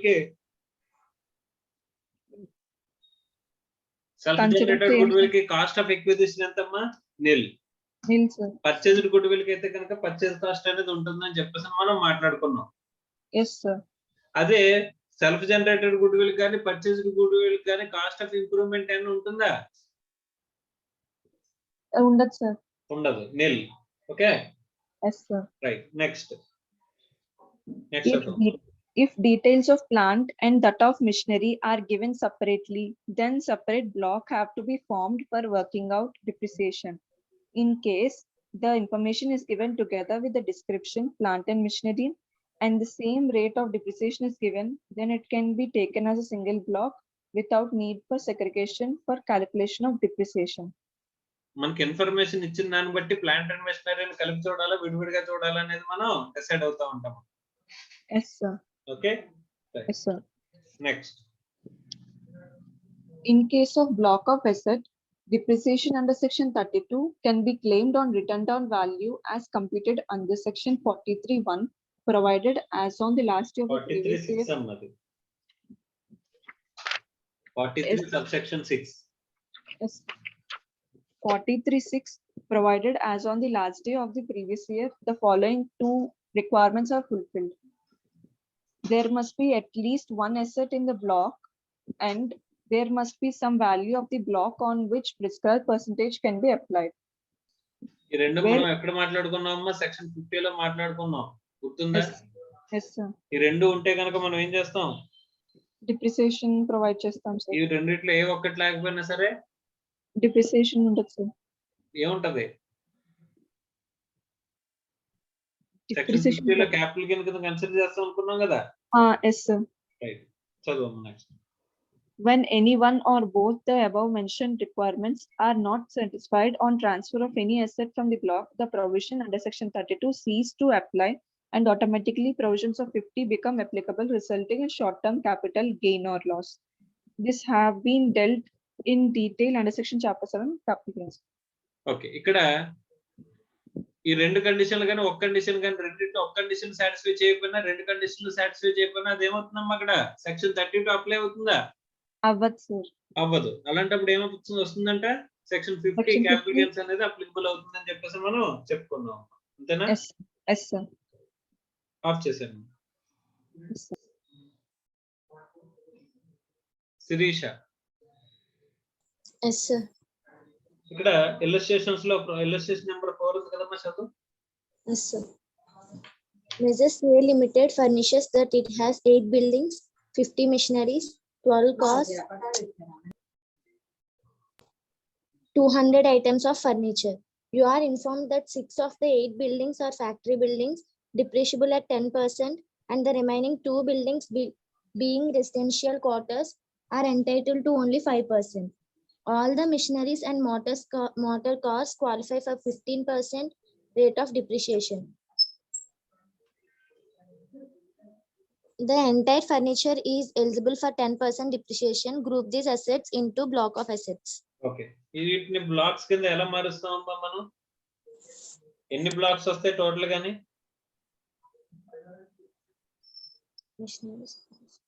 మా ఎన్ని బ్లాక్స్ వస్తాయి? 3 sir. 3 ఇక్కడ బిల్డింగ్ లో ఎన్ని రకాలు ఉన్నాయి? 6 out of 8 6 of the 8 buildings. Total గా 8 బిల్డింగ్స్ ఉంటే అందులో 6 బిల్డింగ్స్ యొక్క డిప్రిసియేషన్ రేట్ ఏంటమ్మా? 10% sir. So 10% depreciation rate building. Okay. మా బిల్డింగ్ లోనే 10% డిప్రిసియేషన్ రేట్ ఉంది కదా? ఇది ఒక block. Block number 1. Block 1. Okay. Next buildings లోనే 5% రేట్ ఆఫ్ డిప్రిసియేషన్ కూడా ఉన్నాయి. 5% depreciation rate buildings. Block 2. Block 2.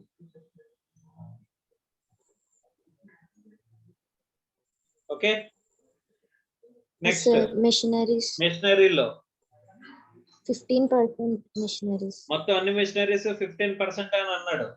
So కాబట్టి 15% Yes, plant and machinery separate గా ఇవ్వలేదు. 15% డిప్రిసియేషన్ రేట్ ఏంటవి? Plant and machinery Motor car. అంతే కదమ్మా. Yes, 12 sir. కార్స్ కూడా Block అందులోకి 4. వస్తాయి కదా sir. 50 machines, 12 sir. Cars, motor cars, Yes, sir. Machineries అన్ని కలిపి 15% లోనే ఉన్నాయని చెప్పేసి అన్నాడు. కాబట్టి అన్ని కూడా 15% రేట్ ఆఫ్ డిప్రిసియేషన్ లో Block ప్లాంట్ లోకి అండ్ వస్తాయి. మెషినరీ అని చెప్పేసి తీసుకుంటున్నానమ్మా. Okay, sir. Okay. Next Yes, sir. 10% furniture. furniture. Furniture అంతా కూడా 10%. 10% Yes, sir. Depreciation rate. Sir 10% depreciation rate లో ఆల్రెడీ ఒక బ్లాక్ క్రియేట్ చేశారు కదా సార్. ఆ బ్లాక్ లో బిల్డింగ్ గురించి, ఇది ఫర్నిచర్ గురించి. Furniture గురించి. Block 4. ఇది బ్లాక్ 4. ఎన్ని బ్లాక్స్ వచ్చాయి? 4 blocks, sir. ఒకసారి చదవమ్మా answer. In the given problem, the classification of assets is clearly indicated. Within the classification of building, there are 8 assets of which 2 groups are required to be formed on the basis of 2 rates being prescribed. Consequently, 6 factory buildings will form a separate block and the remaining 2 residential quarters will be a separate block. All the machineries will form a separate block. Similarly, all the motor cars which falls under the classification of plant constitute a separate block. Furniture will again be a separate block. Therefore, there are 5 blocks of assets eligible for depreciation in case of Measures A Limited. Okay. ఇక్కడ all the machines will form a separate block. Similarly, all motor cars will fall under the classification of plant. ఇక్కడ plant and మెషినరీని separate గా ఇచ్చాడు అని చెప్పేసి అంటే కనుక plant and మెషినరీని ఏం చెప్తున్నాడమ్మా, ఇక్కడ సెపరేట్ గా మాట్లాడుతున్నాము అని చెప్పేసి అని చెప్తున్నాడమ్మా. Yes, sir. ఓకే. సో ఇక్కడ డిప్రిసియేషన్ లో ప్లాంట్ అండ్ మెషినరీలో ప్లాంట్ అండ్ విడిగా, డిప్రిసియేషన్ విడిగా, అదే మెషినరీ విడిగా, రెండింటిని విడివిడిగా చెప్పాడు. ప్లాంట్ లోనేమో కార్స్ అన్నాడు, మెషినరీలోనేమో మెషిన్స్ అన్నాడు. Yes, sir. ఓకే. సో కాబట్టి ఇక్కడ మనకి 4 బ్లాక్స్ అలా ఏమైంది 5 బ్లాక్స్ 5 అవుతాయి. blocks. అర్థమైందమ్మా? అర్థమైంది, sir. Right. Next, plant and machinery గురించి కింద బాక్స్ లో పాయింట్ ఇచ్చాడు.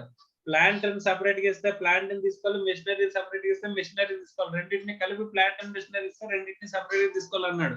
ఇక్కడ Yes, sir. మెషిన్స్ ని ఒక సెపరేట్ గాని, మోటార్ కార్స్ ని సెపరేట్ గా చెప్పాడు. కాబట్టి ఏం చేసుకోవాలి, ప్లాంట్ అండ్ విడిగా, మెషినరీ Separate విడిగా block. సెపరేట్ గా తీసుకోవాలంట. Yes, అర్థమైందమ్మా? sir. Right. Yes, next sir. Next problem చదవమ్మా. Measures Apollo Travels informs you that there are 30 cars, 10 vans, and 2 buses which are used in the business. Of these cars, 3 cars are used by the executives of the business.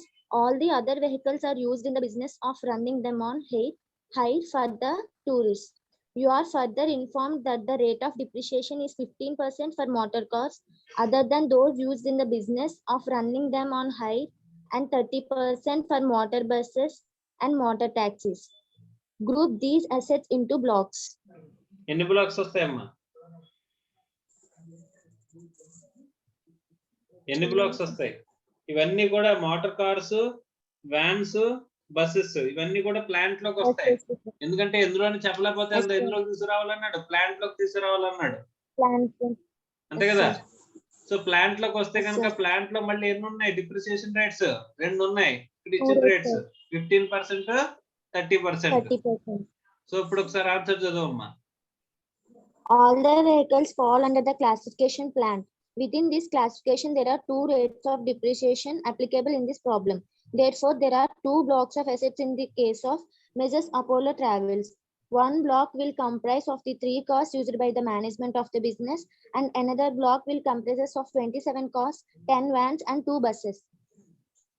So ఇలా separate గా మనం 15% rate, 30% rate separate గా ఉన్నాయి. కాబట్టి వాటిని separate గా రెండు కలిపి ప్లాంటే. కానీ అందులో మొత్తం అన్ని అసెట్స్ ప్లాంట్ లోకి వస్తాయమ్మా. అందులో ఏమైంది 15% బ్లాక్, 30% బ్లాక్ ఉన్నాయి. కాబట్టి 15% బ్లాక్ లో మొత్తం అన్ని అసెట్స్ ని ఒక బ్లాక్ కింద తీసుకుంటాం.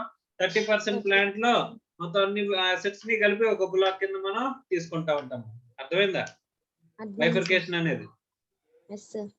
క్లియర్? Yes sir. రైట్. అయితే నెక్స్ట్ ఆస్పెక్ట్ వెళ్ళిపోతాం. Next actual cost. Actual cost అంటే ఎక్కడ వేసుకుంటాం అని చెప్పేసి చెప్తున్నామా? ఎడిషన్స్ లో కొత్తగా కొన్ని అసెట్ కి వాల్యూ అనేది మనం వేయాలి కదా. Yes sir.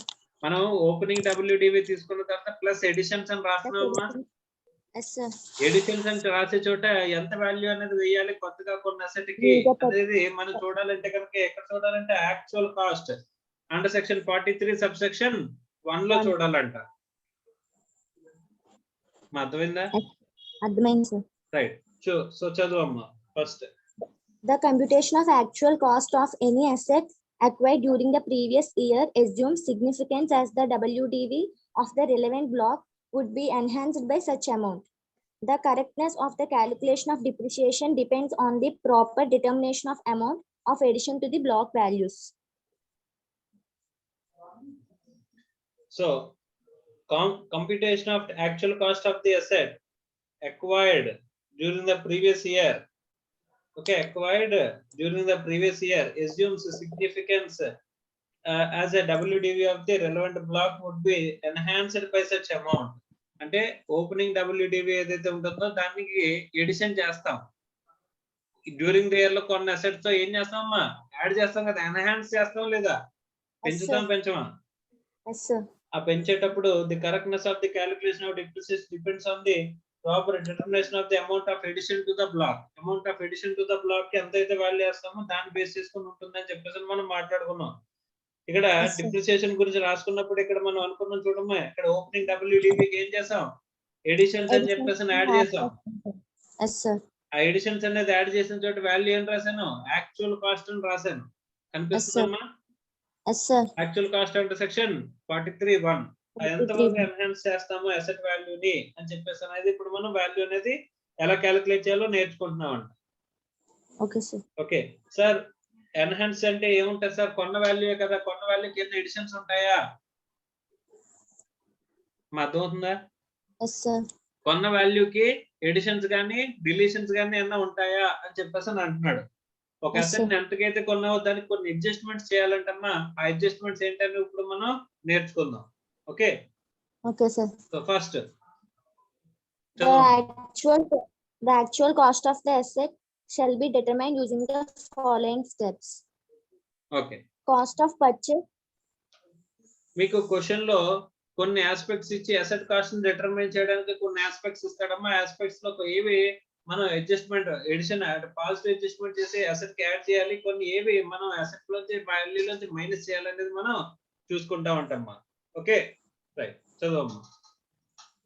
Cost of purchase or construction of the asset less amount of excise or customs duty in respect of which input tax credit is allowed. Explanation. ఇప్పుడు అసెట్ నేను కొన్నానమ్మా, పర్చేజ్ చేశాను. Okay, మీరు GST నేర్చుకుంటున్నారు కదా. GST అందులో input tax credit అనేది వచ్చిందా రాలేదా? వచ్చింది కదా. ఇప్పుడు ఇన్పుట్ ట్యాక్స్ అనేది దేని మీద అలో చేస్తారమ్మా? ఇన్వర్ట్ సప్లైస్ మీద. ఇన్పుట్ ట్యాక్స్ అనేది మనకి ఎందులో కనిపిస్తుంది అని చెప్పేసి అంటే ఎందులో ఉంటది అంటే కనుక రా materials as well as capital goods. Capital goods మీద కూడా మనకి ట్యాక్స్ పే చేస్తాం కదా, పర్చేజే కదా. అవతలోడు సేల్ చేసేటంటే మనం పర్చేజ్ చేసామంటే అవతలోడు సేల్ చేసేటంటే ఏం అవుతుంది? సప్లైలోకి వస్తుంది కదమ్మా. సప్లైలోకి వస్తే కనుక GST లెవీ అవుతున్నా కదా. సో GST లెవీ అయితే కనుక ఇప్పుడు నాకు మిషనరీ నేను కొన్నానమ్మా, కొన్నానంటే అవతలోడు ఏం చేసి ఉంటాడు? వాడు సప్లై చేసి ఉంటాడు కదా. వాడు సప్లై చేసినప్పుడు GST అనేది లెవీ చేస్తాడు కదమ్మా. సో అలా లెవీ చేసిన GST ఏదైతే ఉంటుందో ఆ క్యాపిటల్ గూడ్స్ కి సంబంధించింది అయితే కనుక దానికి కూడా మనం ఏం చేసుకోవచ్చమ్మా? ఇన్పుట్ ట్యాక్స్ క్రెడిట్ లోకి తీసుకోవచ్చు. అంతేనా? ఇప్పుడు ఒక అసెట్ ని నేను చెప్తాను, అది ఎలా రికార్డ్ చేస్తారో అకౌంటింగ్ ట్రీట్మెంట్ చెప్పండి అమ్మా. Okay right. సో అసెట్ ఎంత కొన్నాను అంటే కనుక asset value 10 lakhs plus GST IGST అని వేస్తున్నాను. IGST అంటే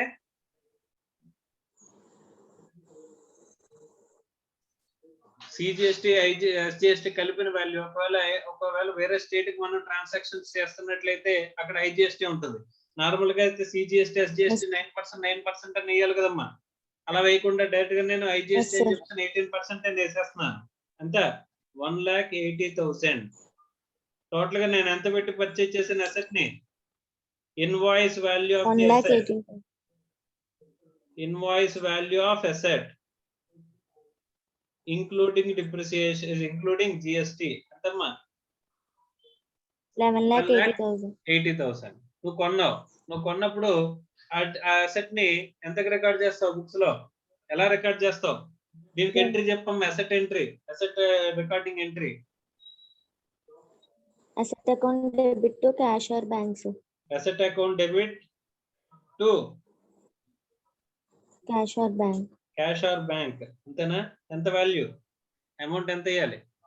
11,80,000. 11,80,000 అసెట్ రికార్డ్ చేసేస్తావా? No sir, 10 lakhs. sir. IGST input tax credit వస్తుందా రాదా? Yes sir. Yes, sir. Input tax credit వస్తుందమ్మా. Yes, ఇవి sir. Input tax credit conditions కనుక కంప్లై చేసినట్లయితే అప్పుడు నీకు అసెట్ కి ఏమొస్తుంది? ఇది ఇన్పుట్ ట్యాక్స్ క్రెడిట్ వస్తుంది. అవునా? Yes sir. మరి ఇన్పుట్ ట్యాక్స్ క్రెడిట్ వచ్చినప్పుడు మనం ఎంట్రీ ఎలా రాసుకోవాలి? అసెట్ అకౌంట్ డెబిట్ ఎంత? అసెట్ ని బుక్స్ లో ఎంత 10 రికార్డ్ lakhs. చేస్తావు? 10 10 lakhs. lakhs sir. రికార్డ్ చేస్తాం. Input tax credit, input tax account. CGST అయితే 1,80,000. CGST, SGST అయితే SGST. ఇక్కడ IGST కాబట్టి IGST ఇన్పుట్ ట్యాక్స్ అకౌంట్. ఎంత? 1,80,000. టు బ్యాంక్ ఎంత? 11,80,000.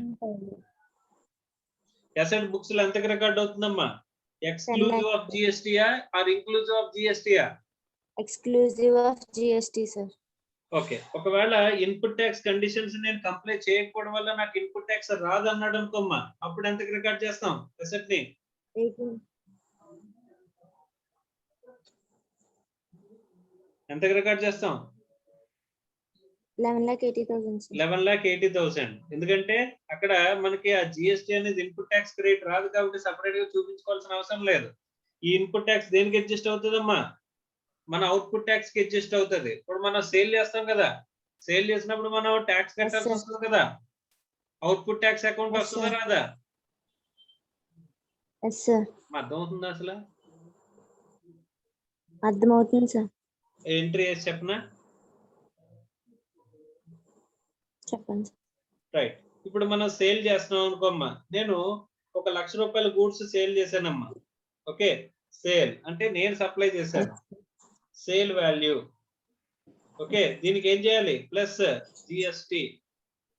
ఓకే. ఇది కూడా నేను IGST అనుకున్నా ఎగ్జాంపుల్ కి. IGST at the rate of 18% అనుకున్నాం. అంటే ఎంత?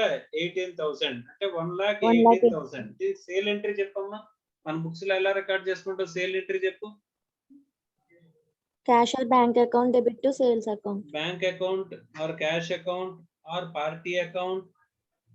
అంతే కదా. డబ్బు క్రెడిట్ లో ఇస్తున్నాం అంటే పార్టీ అకౌంట్ కదా అవుతుంది. Yes sir. Yes sir. Sales Sales account. To output tax. Sales. Outward. Output tax కదమ్మా అది. Yes sir. So bank account ఎంత పే చేస్తాం? 1,18,000 పే చేస్తాం. 1,18,000. సేల్స్ ఎంత అవుతుంది? 1 lakh 1 అవుతుంది. lakh. ఈ అవుట్పుట్ ట్యాక్స్ ఎంత అవుతుంది? 18,000 అవుతుంది. 18,000. అంతే కదమ్మా. తర్వాత ఈ మంత్ Yes, sir. ఎండ్కి ఇది ఒకటే నాకు సేల్ అనుకో, ఇది ఒకటే పర్చేజ్ ఉంది, ఇది ఒకటే సేల్ ఉంది అనుకున్నాం. అప్పుడు ఏమవుతుంది? Yes, sir. లాస్ట్ లో Output input tax to account input tax debit, account. Sorry output account debit close చేయాలి కదా. Output output tax account account, debit to input tax. Output tax account Yes, sir. Debit to To input tax. Input tax account. ఎంత అవుతుందమ్మా? 18,000. 18,000. 18,000. నాకు already ఇక్కడ capital asset లో 1,80,000 వరకు నాకు input tax credit ఉంది. Yes, sir. ఆ 1,80,000 లోంచి 18,000 అనేది మైనస్ అయిపోయి Minus, sir. మిగిలిందే నాకు ఏమొద్ది, ఆ ఇన్పుట్ ట్యాక్స్ క్రెడిట్ అనేది కంటిన్యూ అవుతుంది నెక్స్ట్ ఇయర్స్ కి, నెక్స్ట్ మంత్స్ కి. Yes, sir. అంతేనమ్మా? Yes, carry sir. ఫార్వర్డ్ అవుతుంది. Yes, sir. సో మనం ఇన్పుట్ ట్యాక్స్ తీసుకునేటప్పుడు ఇక్కడ క్యాపిటల్ అసెట్స్, క్యాపిటల్ గూడ్స్ అయినా రా మెటీరియల్స్ అయినా రెండింటి మీద కూడా ఇన్పుట్ అనేది మనం తీసుకోవడానికి ఎలిజిబుల్ పర్సన్స్ అవుతాం మనం. Yes, sir. సో అలాంటప్పుడు ఇక్కడ ఇన్పుట్ ట్యాక్స్ అనేది తీసుకుంటున్నప్పుడు క్యాపిటల్ గూడ్స్ కి సంబంధించిన ఇన్పుట్ ట్యాక్స్ తీసుకుంటున్నప్పుడు ఆ ట్యాక్స్ ని అసెట్ వాల్యూలోకి ఇంక్లూడ్ చేస్తున్నామా? No, sir. ఇంక్లూడ్ చేయట్లేదు. ఒకవేళ మనం కొన్న కాస్ట్ లోంచి ఇక్కడ మైనస్ ఎప్పుడు చేస్తున్నాడమ్మా? ఇప్పుడు కొన్న కాస్ట్ కనుక ఇక్కడ మన ఎగ్జాంపుల్ లో ఉన్న 11,80,000 అనుకోమ్మా. Yes, sir. ఓకే, అప్పుడు 11,80,000 నుంచి ఏం మైనస్ చేస్తున్నాడు?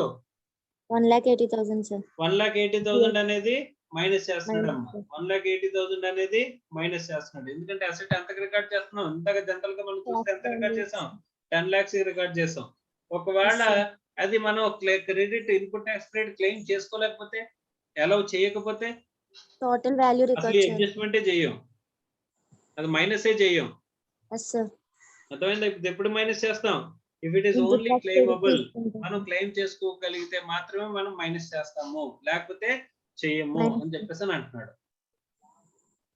అర్థమైందమ్మా? అర్థమైంది, sir. రైట్, నెక్స్ట్ చదువు. Amount next net by less adjustment ఇంకోటి చెప్పాడు. మా ట్యాక్స్ అడ్జస్ట్మెంట్ గురించి అర్థమైందా? అర్థమైంది, sir. ఎందుకంటే ఇది ఇన్పుట్ ట్యాక్స్ క్రెడిట్ కింద అలౌ చేస్తే కనుక మనకి ఏమవుతుంది, సెపరేట్ అడ్జస్ట్మెంట్ కింద వస్తుంది. అమ్మ ఎప్పుడు కూడా సేల్ ఆర్ పర్చేజెస్ ఎంతకి రికార్డ్ అవ్వాలి అని చెప్పేసి అంటే కనుక ఎక్స్క్లూజివ్ ఆఫ్ జిఎస్టీ అని చెప్పేసి అనాలమ్మా. ఇక్కడ మనకి సేల్ ఎంతకి రికార్డ్ చేస్తున్నాం? జిఎస్టీ తో కలిపే జిఎస్టీ లేకుండానా? Exclusive of GST. అర్థమైందా? అర్థమైంది, sir. ఇది ఎప్పుడు కేసు?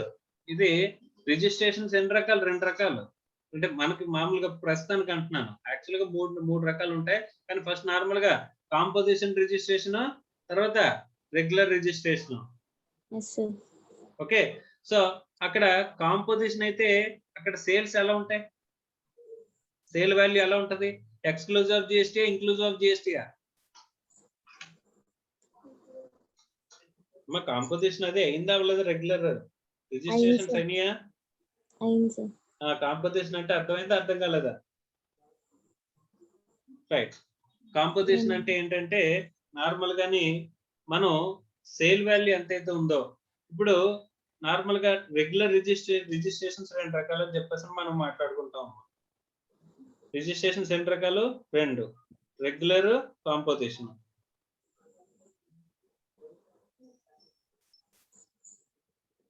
ఓకే, ఈ రెగ్యులర్ రిజిస్ట్రేషన్ లో మనం ఏం చేస్తామంటే కనుకమ్మా, అర్థమవుతుందమ్మా? అర్థమవుతుంది, sir. రెగ్యులర్ రిజిస్ట్రేషన్ అంటే కనుక మనం ఇష్యూ చేసే ఇన్వాయిస్ ట్యాక్స్ ఇన్వాయిస్ అమ్మా. ఏ invoice? Tax Tax invoice. invoice. ఇక్కడ కాంపోజిషన్ లో బిల్ ఆఫ్ సప్లై, ఇక్కడ బిల్ ఆఫ్ సప్లై అని ఇస్తామమ్మా, ఇష్యూ చేస్తాం. ఈ బిల్ ఆఫ్ సప్లై ఇష్యూ చేసేటప్పుడు మనం ఇక్కడ ఏంటంటే వితౌట్ ట్యాక్స్, మనం ఇప్పుడు కాంపోజిషన్ లో సపోజ్ ఇక్కడ 1% కాంపోజిషన్ ట్యాక్స్ అని అన్నాడు అనుకోమ్మా. ఇప్పుడు Yes, sir. నేను ఒక ప్రొడక్ట్ ని 100 రూపీస్ అమ్ముతున్నాను అనుకోమ్మా. ఈ 100 రూపాయల్లోనే ఈ 1 రూపీ ట్యాక్స్ కూడా ఇంక్లూడ్ అయి ఉంటది అనమాట. మన మార్జిన్ తో పాటుకి ట్యాక్స్ కూడా ఇంక్లూడ్ అయి ఉంటది. కానీ దాంట్లో బిల్ ఆఫ్ సప్లై లో ట్యాక్స్ అనేది సపరేట్ గా చూపిస్తామా? చూపించమంట. ట్యాక్స్ ఇన్వాయిస్ లో అయితే కనుక మనం సపరేట్ గా ట్యాక్స్ అనేది మనం మెన్షన్ చేస్తాం. అదే బిల్ ఆఫ్ సప్లై లో సపరేట్ గా మనం మెన్షన్ చేసి చూపించమంట. అర్థమవుతుందా? Yes, sir. ఇక్కడ సేల్ వాల్యూ అనేది వచ్చినప్పుడు సేల్ వాల్యూ లో ఏమి ఇంక్లూడ్ అయి ఉంటది? It is inclusive of tax. అర్థమైందా? Yes, sir. ఇక్కడ ఎలా ఉంటది సేల్ వాల్యూ? Exclusive of tax. Exclusive of tax. అర్థమైందమ్మా? Yes, sir. రైట్, సపోజ్ ఇక్కడ రెగ్యులర్ డీలర్ P&L అనుకోమ్మా. Yes, sir. Regular dealer profit and loss account లో మనకి ఏముంటది?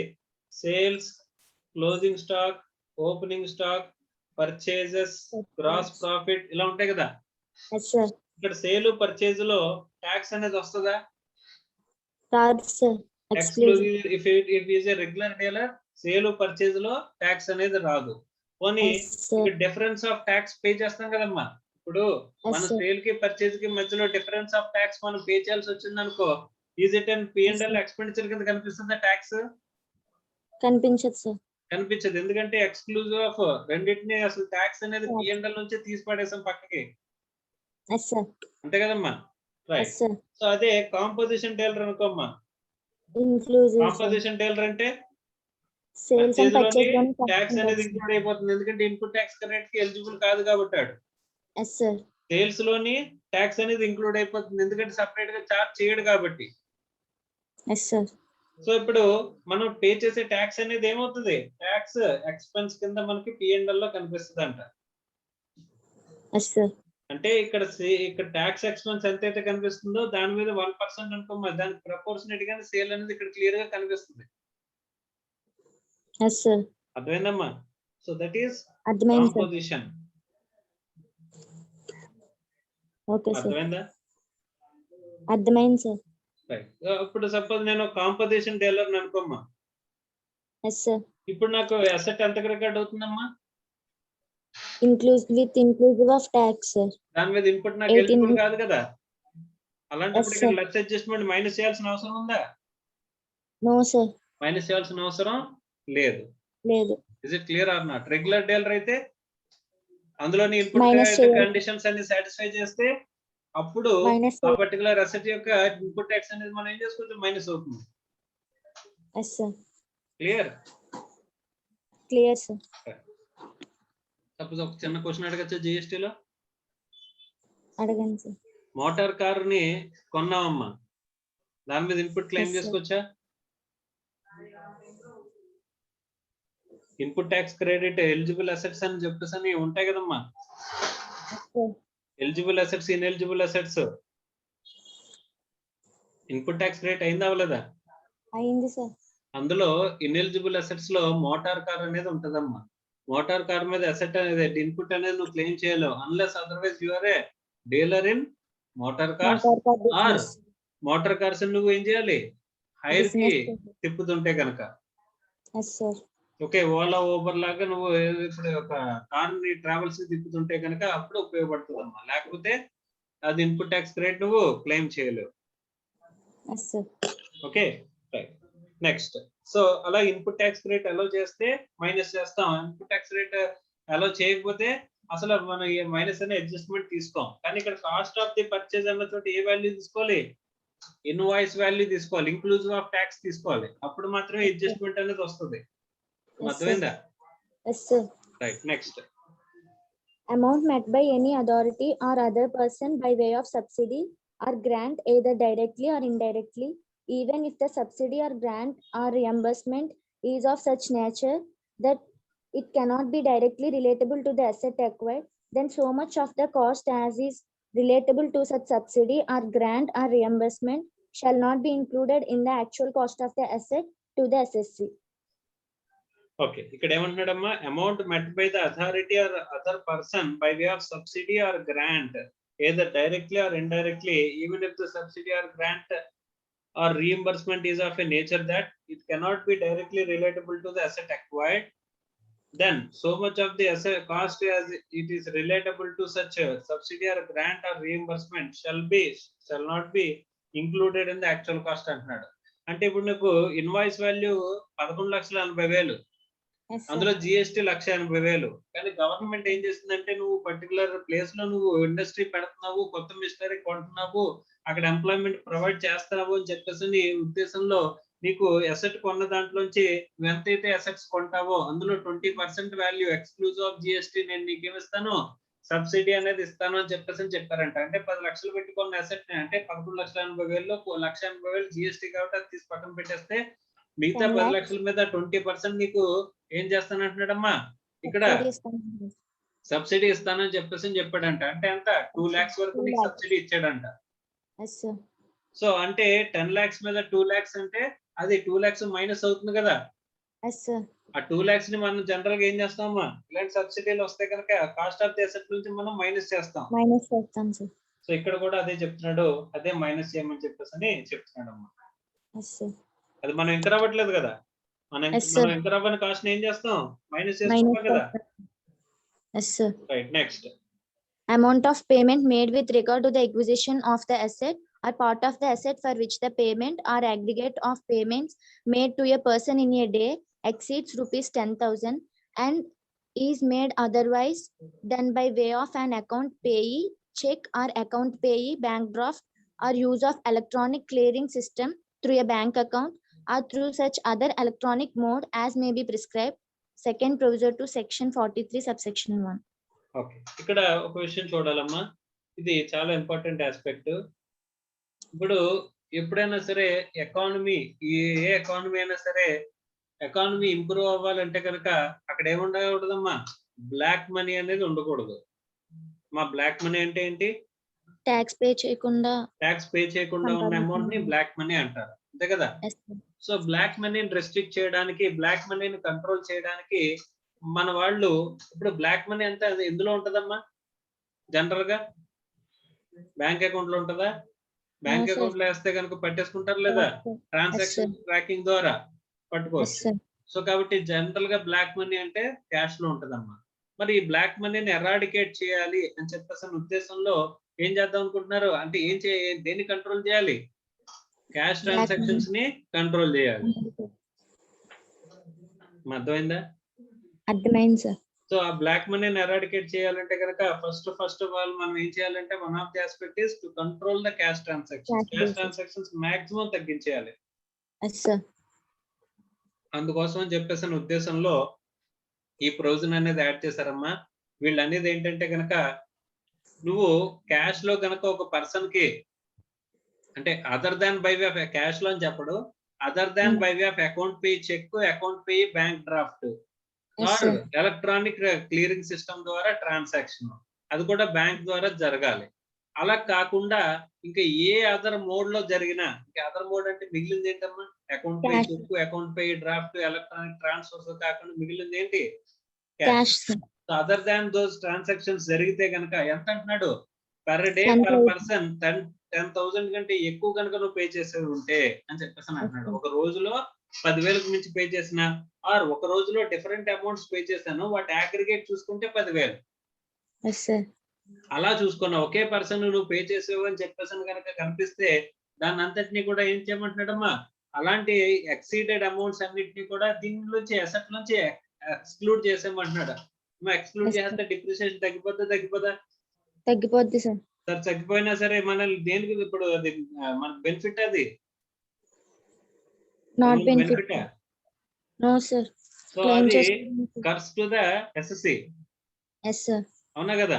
అయినా సరే ఎందుకు పెట్టారంటే to eradicate black money. Black money. అర్థమైందమ్మా? అర్థమైంది సార్. సో ఇప్పుడు payment or aggregate of payments అని చెప్పేసి అన్నాడు, to a person in a day, ఒక రోజులో ఒక పర్సన్ కి.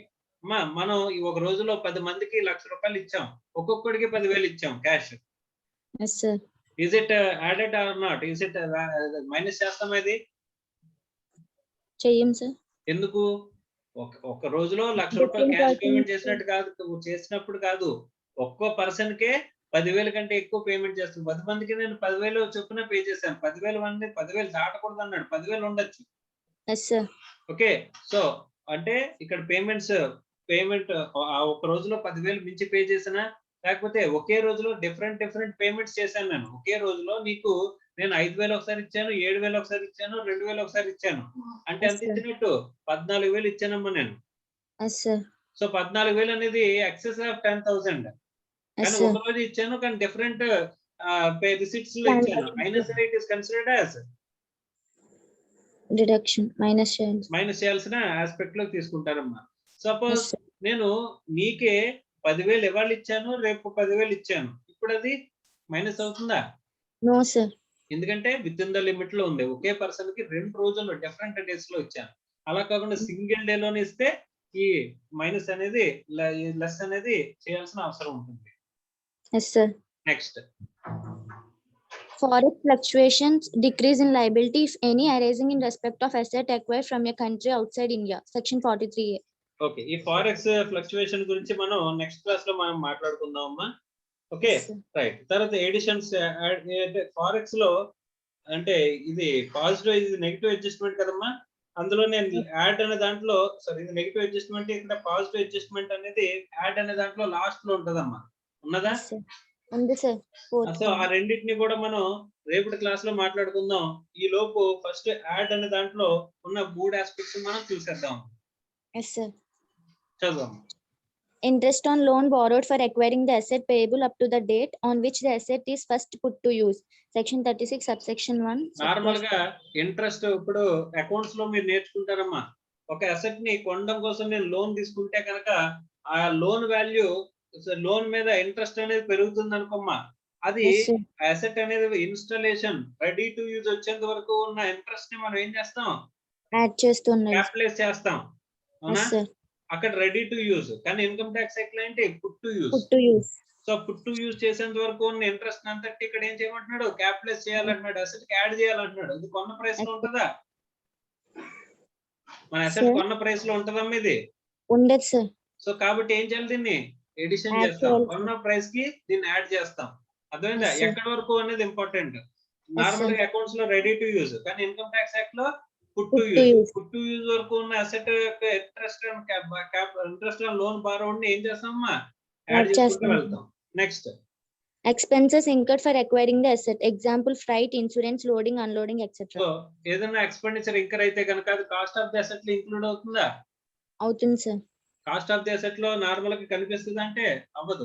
సపరేట్ గా ఉండాలి. ఇప్పుడు మనం సపరేట్ గా మనం యాడ్ ఇంకర్ అయిన ఎక్స్పెన్సెస్ ని అంటే to bring the asset to the present location and condition కి అయిన ఎక్స్పెన్సెస్ అన్నిటిని మనం ఏం చేస్తామమ్మా? యాడ్ చేస్తాం కదా. Yes, sir. సో అలా అసెట్ ని యాడ్ చేస్తాం. అసెట్ వాల్యూకి ఇవన్నీ కూడా యాడ్ చేస్తామంట. అవునా కదా? Yes, sir.